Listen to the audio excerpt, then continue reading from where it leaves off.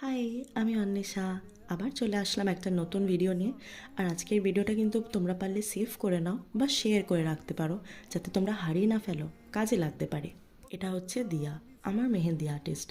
আমি বলেছিলাম আগের ভিডিওতেও যে আমার বিয়ের বাড়ি আছে আর হয়তো দুদিন বাকি ছিল, তাই আমি ওকে বলেছিলাম যে আমার বাড়িতে এসে মেহেন্দিটা পরিয়ে দিতে। আর তোমরা তো দেখতেই পাচ্ছ ঠিক কতটা নিখুঁত কাজও করেছে, আর সত্যি ওর কাজ ভীষণ সুন্দর।